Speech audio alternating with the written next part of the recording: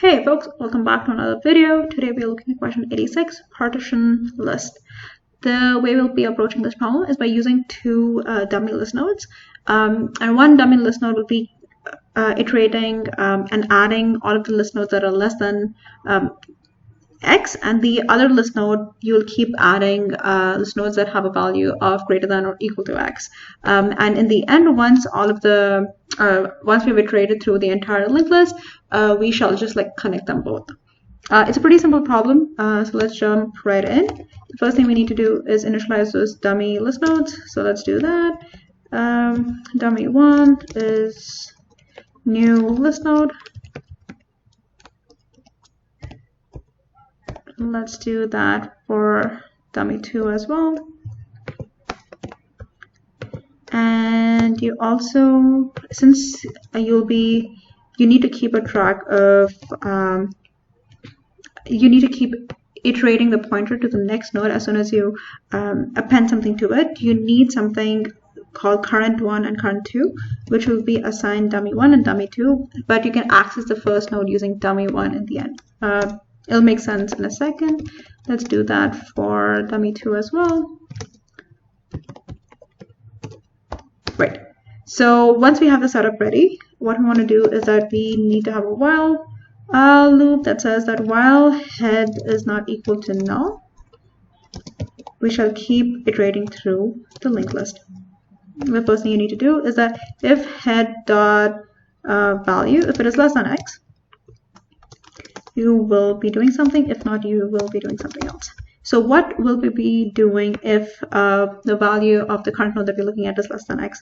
Then you will say the next node that the current one will point to will be head, and current one will be the new node that we just appended to the linked list.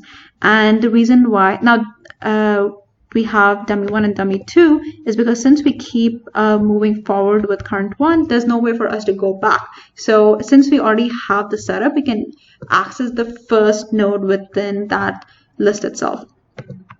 Right, so we do exactly the same for the else condition, but you'll be appending to current2. So let's change that up. Right, and regardless to what happens within the if-else loop, you want to make sure that the head node is moving forward.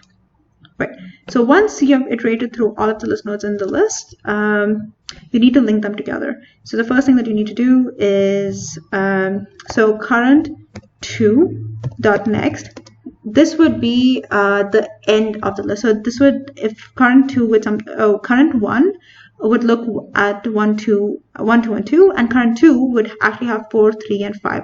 To make sure that there are no cycles, you would assign the current2.next to be null. The other things that you need to do is attach current1 and current2. So how do you do that? So you would say current1.next would be equal to dummy2.next. So what exactly are we doing? We're saying, hey, the first list that we have, attach it to the dummy2.next where all of the values are greater than or equal to x.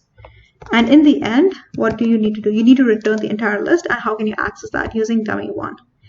Dummy1.next, since dummy1, the initial list node is just like a node, but everything else that comes after would be the right order. So that's the reason why you're returning dummy1.next. Let's quickly compile the solution and see if it's okay.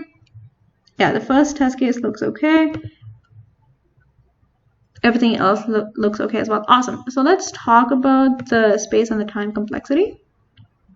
The time complexity of the entire solution is O of n, since we are iterating through all of the list nodes in the list. And the space complexity is O of 1, constant time, since we're not really using any additional data structures to store any data. We're just using these nodes just to help us connect the existing list nodes. Perfect. If you have any questions about the solution, please let me know in the comments below. And please don't forget to subscribe. I would really, really appreciate that. And see you all in the next video. Peace.